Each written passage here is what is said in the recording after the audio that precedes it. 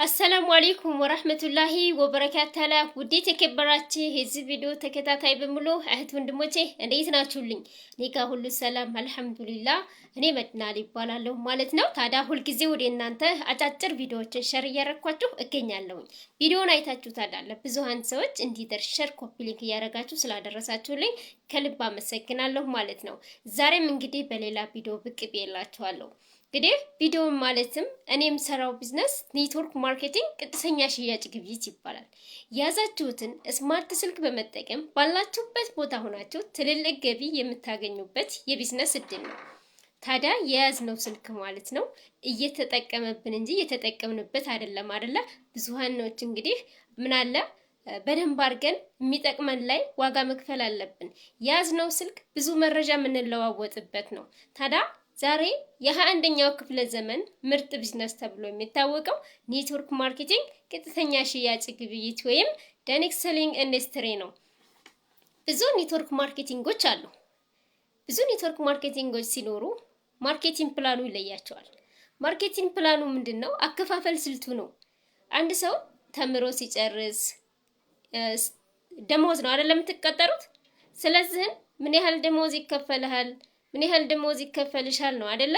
ደሞዝ ስራ ላይ ስንሄድ። ስለዚህ እዚህ ካምፓኒ ጋር ስንሰራ እንግዲህ ማርኬቲንግ ፕላኑ የምሰራው ካምፓኒ 7 አይነት ቦነስ ይከፍለናል። ታዲያ 7 አይነት ቦነስ መከፈል ትፈልጋላችሁ? በእርግጠኝነት አዎ ነው የምትሉኝ።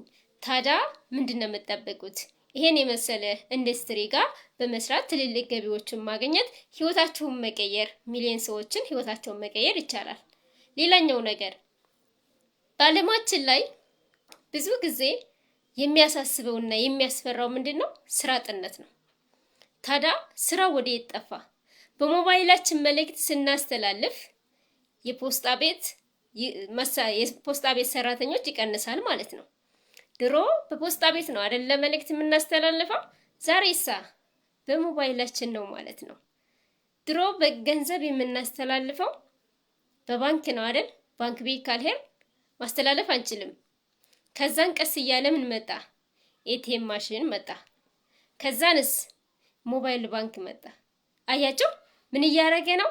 ተምሮ መመረቅ ብቻ አይደለም፣ መማሩ መመረቁ አይደለም። ትልቁ ፖይንት ስራ ማግኘቱ ነው አይደለ? በተማራችሁበት ወይም ግራጁዌት ባረጋችሁበት ፊልድ ስራ ማግኘት ከባድ ነው አይደል እንዴ? በዓለም አቀፍ ደረጃ ነው፣ አንድ ሀገር ብቻ አይደለም። በዓለም አቀፍ ደረጃ ላይ ሁሉም ሰው ተምሮ ይጨርሳል፣ ይመረቃል። ስራ መፈለጉ ግን ያደክማል። ይሄ ሪያሊቲ ነው ማለት ነው። ስለዚህ ይሄ ኔትወርክ ማርኬቲንግ ታዲያ ስራ አጥነትን የሚቀንስልን ካምፓኒ ነው። ብዙሃን ሰዎች አብረው የካምፓኒው አባል ሆነው መስራት ይችላሉ። የተማረም ያልተማረም ሁሉም ሰው መስራት ይችላል። ምንም አይነት እውቀትን ልምድንም አይጠይቅም። ሌላ ስራ ላይ ስንሄድ ግን ልምድ ይጠይቃል። ስንት አመት ብዙ ዶክመንቶች ይጠይቀናል አይደለ? እዚህ ካምፓኒ ጋር ግን ምንም አይነት ዶክመንት አንጠየቅም። ምንድነው የምንጠየቀው? የካምፓኒው ጋር ስንገባ የምንከፍላቸው ፓኬጆች አሉ። ገዝተን ጎልድ፣ ሲልቨር፣ ፕላቲኒየም፣ ትራያንግል ጎልድ፣ ትሪፕል ጎልድ የሚባሉ አሉ። ስለዚህ እነሱን ከፍለን ነው የምንቀላቀለው። ያም እንግዲህ ይሄንን ክፍያ ስንከፍል ካምፓኒው ምርቶችን ይሸጥልናል። ካምፓኒው ከ10,000 በላይ ምርቶችን ያመርታል። ከ2,000 በላይ ፉድ ሰፕሊመንቶችን ያመርታል፣ ለጤና አጋዥ ምግቦች ማለት ነው። ታዲያ እነዚህ ምርቶች ገዝቶ በመጠቀም ጤናችንን እየጠበቅ ሀብታችን የምንገነባበት ነው። ሀተ ወለው ማለት ነው የምንመገባቸው ምግቦች በምን የበለጸጉ ናቸው? በመርፌ የበለጸጉ ናቸው። አብዛኛው የምንመገባቸው ምግቦች ምን ያለው ታሽገው የሚሸጡ ናቸው። ታዲያ እነዛ ታሽገው የሚሸጡ የምንገዛቸው ምግቦች በመርፌ የበለጸጉ ስለሆነ ምን ያስፈልጋቸዋል? መጽዳት ያስፈልጋቸዋል። ታዲያ የካምፓኒያችን ሃይ ኳሊቲ ፕሮዳክት የሆነ እንግዲህ የስጋ ማጠቢያ፣ የፍዋኪ የአትክልቶች ማጠቢያዎች አሉ ማለት ነውና ከውስጥም ከውጭም ማጽድተን መመገብ የምንችልበት የካምፓኒያችን ምርቶች ሃይ ኳሊቲ ፕሮዳክቶች አሉ። ታዲያ ከአዋቂ እስከ ህፃናት ይጠቀሟቸዋል። ታዲያ እየሰራችሁበት ያለ የሥራ ዘርፍ ላይ በተለያየ ሀገር ላይ ሆናችሁ ማለት ነው እየሰራችሁት ያለ ስራ ታዲያ ጤናና ሀብትን ነው ይዛችሁ እየሄዳችሁ ያላችሁት አይደለም። እዚህ ካምፓኒ ጋር ጤናና ሀብትን ይዘን እንሄዳለን። ጤና ማለት እንግዲህ ታሞ ተመማቀቅ አስቀድሞ መጠንቀቅ ይባላል። መከላከል ላይ ይሰራል፣ ማጽዳት ላይ ይሰራል። እንደነገርኳችሁ ውስጣችን በተለያየ አየሩ የታውኮ ነው ያለ በመኪና ጭስ፣ በቆሻሻዎች ወዘተ ማለት ነው። ውስጣችን የሚያጸዳልን በእንክብል መልክና በሻይ መልክ አዘጋጅቶልናል። በጨንጓራ፣ በኩላሊት፣ በደም ግፊት፣ በአጥንት መሳሳት፣ በሳምባ፣ በጉበት ድካም የመሰማት ወዘተ እነዚህን የሚቀርፍልን ሃይ ኳሊቲ ፕሮዳክቶች አመርቶልናል። ታዲያ የካምፓኒያችን ምርቶች መድኃኒቶች ግን አይደሉም። ምንድናቸው? ተጨማሪ ምግብ፣ አጋዥ ምግብ ናቸው ማለት ነው። አሁን ብዙሃን ሰዎች ለረጅም ጊዜ እንግዲህ ልጅ ባለመውለድ ይቀመጣሉ። ታዲያ ከአላህ በታይ ሰበቡን በማድረስ የዚህን ካምፓኒ ፕሮዳክቶች በመጠቀም ልጅ ማግኘት ችለዋል። እስከዚህ ድረስ የካምፓኒያችን ፕሮዳክቶች ሃይ ኳሊቲ ፕሮዳክቶች እንግዲህ ታሪክ ይሰራሉ ማለት ነው። በዓለም አቀፍ ደረጃ ላይ እንግዲህ በተለያዩት ቋንቋ ላይ የካምፓኒያችን ፕሮዳክቶችን ተጠቅመው ብዙሃን ሰዎች እያመሰገኑ ይገኛሉ። ፕሮዳክቱንም ገዝታችሁ ተጠቅማችሁ ጤናችሁን ማግኘት ትችላላችሁ። አንዳንድ እህቶቼ አላመመኝም ጤነኛ ነኝ የምትሉኝ አላችሁ። አዎ ጤነኛ ናችሁ። አዎ እርግጠኛ ነኝ። ነገር ግን እርግጠኛ ለመሆን ምን ያህል ናችሁ? የመጀመሪያው በየወሩ ወይም በየሳምንቱ ጤናችሁን እየሄዳችሁ ቼክ ታደርጋላችሁ? አታደርጉም። ለምንድን ነው? አላመመንማ። አያችሁ? ስለዚህ የዚህ ካምፓኒ ፕሮዳክቶች ህመም እስከሚያመን ድረስ አይደለም የምንጠብቀው። ሰፕሊመንት አጋዥ ምግብ ስለሆኑ ሳያመን የምንጠቀማቸው ሰፕሊመንት ፉድ ናቸው። ሌላኛው ካለብን በሽታውን ንቅል የሚያደርጉልን ሃይ ኳሊቲ ፕሮዳክቶች ናቸው። የካምፓኒያችን ምርቶች ማለት ነው። ስለዚህ እናንተም ባላችሁበት ቦታ ሆናችሁ አዛችሁ መጠቀም ትችላላችሁ። ስለዚህ አንድ ሰው አላመመውም ማለት ማበድ አይጠበቅበትም። ለምንድን ነው? ጤናውን መጠበቅ አለበት። አንድ ሰው ለጤናው ዶክተር ራሱ ነው።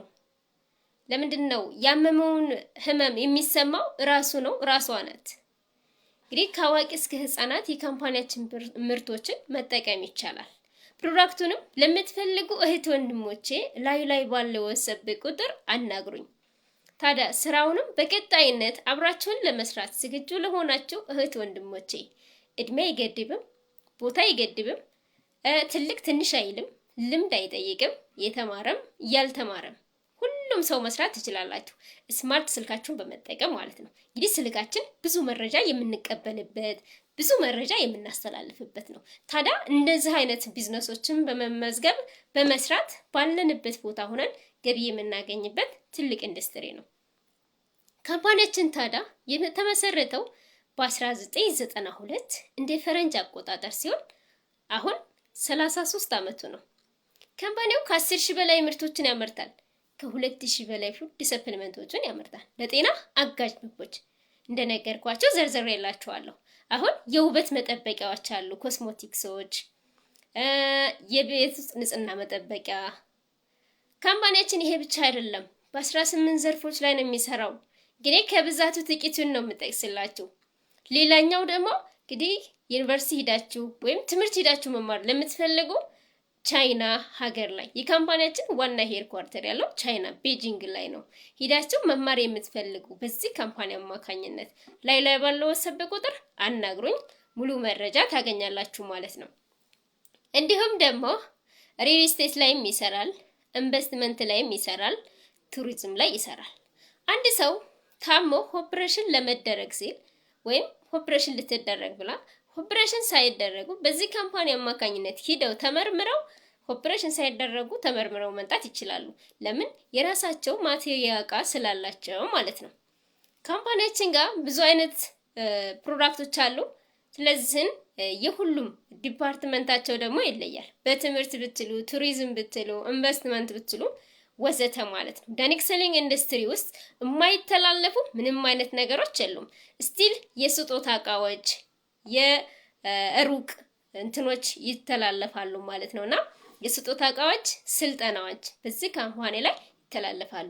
ካምፓኒያችን ላይ እንግዲህ የተማረ ያልተማረም ይሰራል ሲባል ካምፓኒው የራሱ የሆነ ምን አለው ማርኬቲንግ ትሬኒንግ ዴቨሎፕመንት አመለካከት ለውጥ ስልጠናዎች አሉት።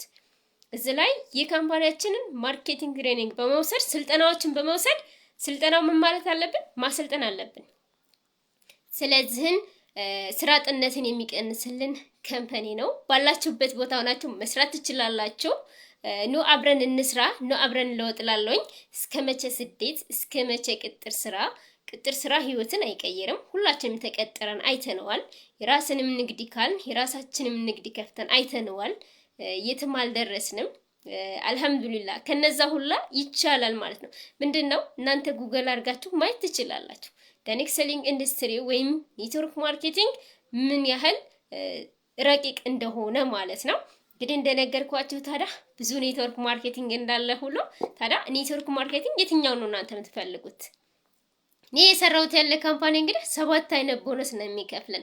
በየሳምንቱ ነው የሚከፍለን። በየሳምንቱ ሲከፍለን የራሱ የሆነ ክሎዚንግ አለው። እሺ ስለዚህ ከቀን 1 እስከ 5 ከ6 እስከ 12 ከ12 እስከ 19 ከ19 እስከ 25 በእነዚህ ቀናት ውስጥ መጥቶ ሽያጩ ከተሸጠ ለእናንተ ኮሚሽን የማይከፍልበት ምንም አይነት ምክንያት የለም። እንዴነው ለቴሌቪዥን፣ ለሬዲዮ፣ ለጋዜጣ ወዘተ ለነዚህ የምከፍለውን ላንቺ ልክፈልሽ ነው። እኛ የለበስናቸው ልብሶች ወይም የያዝናቸው ስማርት ስልኮች በዘልማድ ግብይት ነው የመጡት። እኔና እናንተ ሂደን ዳይሬክት ከአምራቹ አልገዛንም። ሂደን ምንድነው የገዛነው? ከአከፋፋዮችና ተቸርቻሮች ነው የገዛነው። ካምፓኒው ደግሞ ችርቻሮን አይጠቀም። ቀጥታ አምራችና ተጠቃሚ ነው የሚገናኘው ማለት ነው። ስለዚህን ላይ ባለው ሰብ ቁጥር አናግሮኝ ፕሮዳክቱንም ለምትፈልጉ እህት ወንድሞቼ ስራውንም በቀጣይነት ለመስራት እንዲሁም ደግሞ ትምህርት ሂዳችሁ መማር ለምትፈልጉ ዩኒቨርሲቲ አለ፣ ኮሌጅ አለ።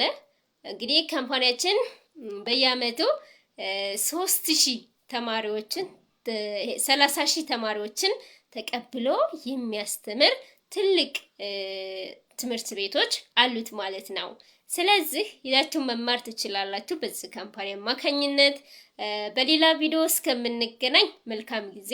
ካምፓኒያችን የመጀመሪያው ራዕይና የመጀመሪያው ትልቁ ዋና 2 ቁልፎች ናቸው ይዘው የመጣው። የመጀመሪያው ጤና ነው፣ ሁለተኛ ሀብት ነው ማለት ነው።